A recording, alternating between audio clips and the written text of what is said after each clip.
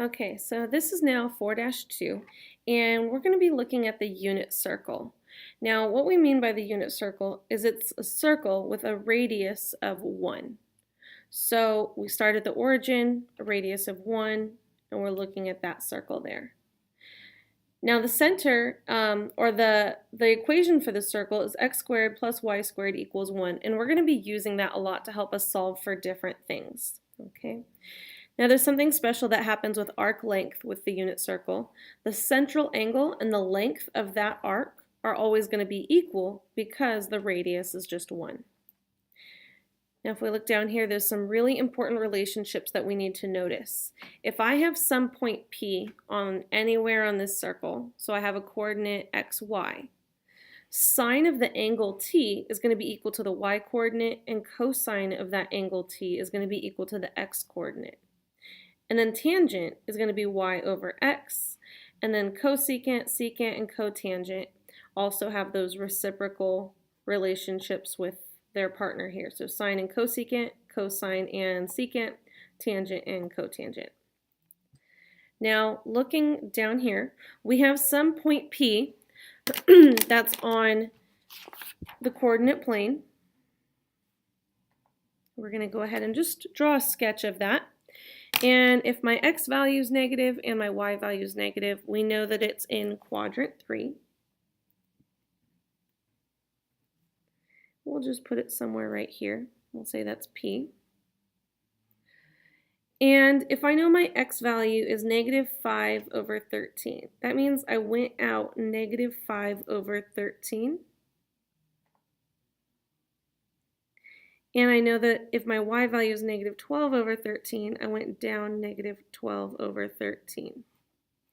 I'm going to zoom in on this for just a minute. So what we can do is we can draw a triangle here, and it's asking us to find the values of the trig functions. And we're going to use a right triangle. Our right triangles will always go to the x-axis. We will never make a right triangle with the y-axis. It will only be with the x-axis here. Now I know this length is negative 5 over 13, and this length is negative 12 over 13. And we know that we can use the Pythagorean Theorem then to find the hypotenuse. So I'm going to draw this triangle a little bit bigger over here. And we have negative 5 over 13. And this is my angle theta. And this is negative 12 over 13. And using the Pythagorean Theorem, well, first off, we know it's the unit circle, so I don't even need the Pythagorean Theorem. I know my radius is 1. But if you wanted to, you could check that with the Pythagorean Theorem. Now, this question is asking us to find all the values of all the trig functions. So we need to go ahead and make a table of all of this. And in your homework, you have to make a table. I want it in a box just like this. Sine of t, cosine of t, tangent of t, and then cosecant of t, secant of t, and cotangent of t. It has to look just like this on these homework problems. So sine of t, using this angle that we're looking at here, if this is the angle we're working with in this triangle, we can use this angle. And sine is opposite over hypotenuse, so negative 12 over 13 over 1 is just negative 12 over 13. Or, this is one method we can do, and I can continue using it this way. I can use the table that I used above here. So sine is equal to the y coordinate, and cosine is equal to the x coordinate, and we can calculate the rest of these with that.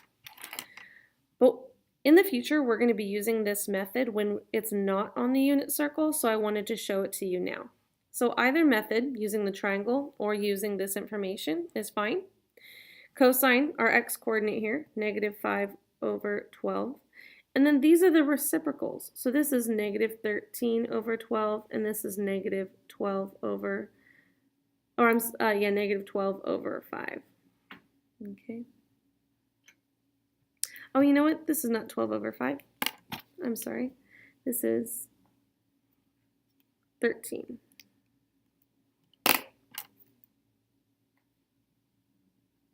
Okay, so 5 over 13 and 13 over 5.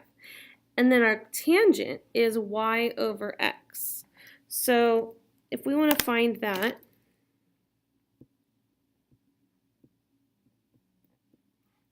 then y value is negative 12 over 13 and then negative 5 over 13.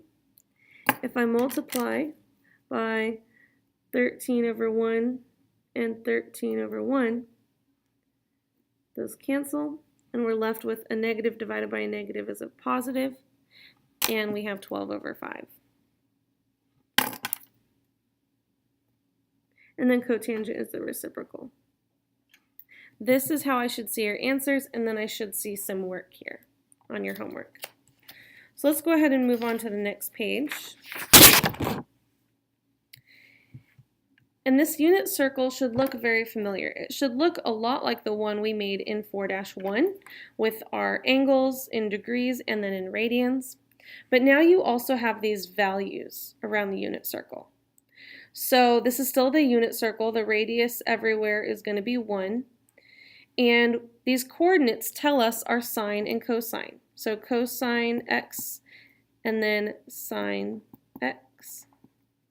That's our x and our y values. So what we're saying here is cosine of 30 degrees is root 3 over 2. Sine of 30 degrees is 1 over 2.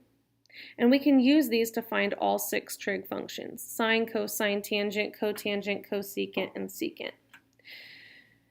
Now it looks like a lot that you'll have to memorize, and you will have to memorize this. You'll have a quiz on it very soon. But there's patterns here. If you look at all of the red ones, all of those 30-degree angles, they're all the exact same coordinate, but the negative and positive signs are different. So root 3 over 2, 1/2. Root 3 over 2, 1/2. Root 3 over 2, 1/2. Root 3 over 2, 1/2. They're all the same coordinate. However, we can use this trick. All students take calculus in order to determine where things are positive and where things are negative. So all trig functions are positive here. Everything is positive. Sine is positive here and everything else is negative. So your sine, your y coordinate, is positive, but cosine is negative. And then over here are for tangent, if tangent's going to be positive, then both of these need to be negative. So both of them are negative. Tangent's the only one that's positive. Sine and cosine are both negative. And then in quadrant 4, cosine is positive, everything else is negative. So the x value is positive, y value is negative. The same thing happens for each of these. All the 45-degree angles are the easiest ones because both sine and cosine are root 2 over 2, root 2 over 2, root 2 over 2. And then the 60-degree angles are the opposite of the 30. So 30s were root 3 over 2, 1/2. 60-degree angles are 1/2 root 3 over 2. So there's a lot of patterns here you can use to memorize this, and you want to have that memorized as soon as possible because you're going to be having a quiz on this soon. We also mentioned here the domain and range of sine and cosine. So the domain is negative infinity to positive infinity. You can plug in any x value. But your answers, your range is always going to be in between -1 and 1. Now on your identity sheet that are with your notes in your binder, you have even and odd trig identities. Now there's very special relationships here. Notice that the even identities are cosine and secant. If you plug in a negative angle, let's say negative pi over 4, it's going to be equal to positive pi over 4. And same thing with secant. Sine, tangent, cosecant, and cotangent are the odd identities. And what that means is this negative in here, we can just pull it out front. That does not happen with cosine and secant. So this negative in here, what we're saying is sine of negative pi over 4 is equal to negative times sine of pi over 4. Okay. Now next we have the reciprocal identities and the relationships between sine and cosecant, cosine and secant, and tangent and cotangent. We see the same ones over here. Then we have the quotient identities. Again, these are all on your identity sheet and you have to have them all memorized. Now let's look at some special triangles. Okay, so we have 45, 45, 90 triangles, and we're going to be looking at their relationship. Now, sine is opposite over hypotenuse. Well, if I'm looking at a 45-degree angle, opposite over hypotenuse is going to be 1 over root 2, but that needs to be rationalized. So 1 over root 2 would then be times root 2 over root 2, and we have root 2 over 2. So root 2 over 2. Cosine is adjacent over hypotenuse, so same thing, root 2 over 2. And tangent is opposite over adjacent. 1 over 1 is just 1. And then these are the reciprocals. Now, I'm not going to write 2 over root 2. I'm going to write the reciprocal of this so that we don't have to rationalize. Okay. Now looking at our 30-degree angles, we can do the same thing. So sine of 30. So we've got 30 over here. Sine is opposite over hypotenuse, adjacent over hypotenuse. It's for cosine. And then tangent is opposite over adjacent, which then we would need to rationalize, and we'd have root 3 over 3. And then we've got the reciprocals. So the reciprocal of 1/2 is 2. The reciprocal of this, after we rationalize it, will be this. And then the reciprocal of this is just root 3. And then we can do the same thing for 60. So for the 60-degree angle, opposite over hypotenuse, root 3 over 2. And then I'm just going to continue filling these in here.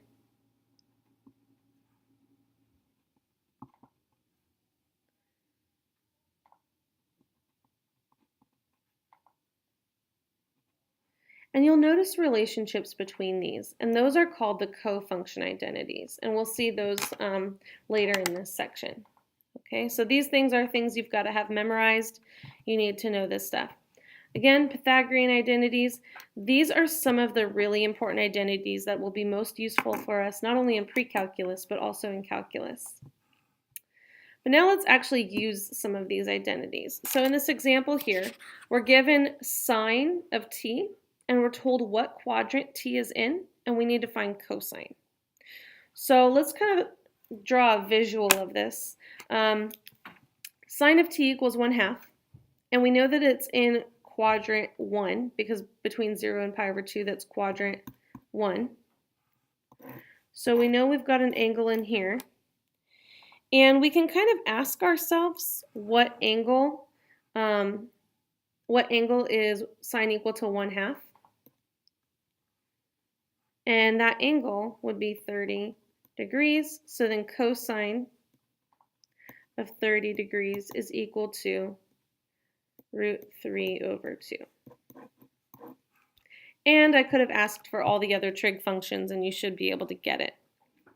But what if I told you something that wasn't one of the angles we memorized? What if I told you this was 1/5, something that we don't know off of the unit circle? There's another method that we can use for this problem.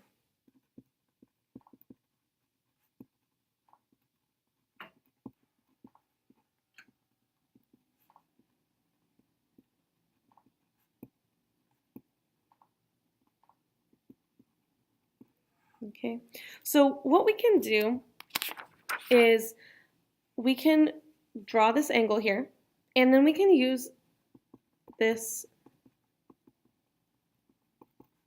identity, this Pythagorean identity.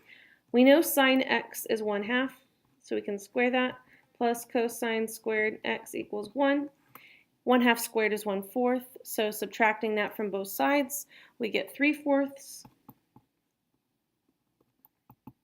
And then square rooting, we get x equals root 3 over 2 plus or minus. But because it's in quadrant 1, and cosine's positive there, it just has to be the positive one, not the negative one. So root 3 over 2. And we could use that method if it's something that's not on the unit circle. And I'm going to go ahead and stop here, and then I'll finish the video in part 2.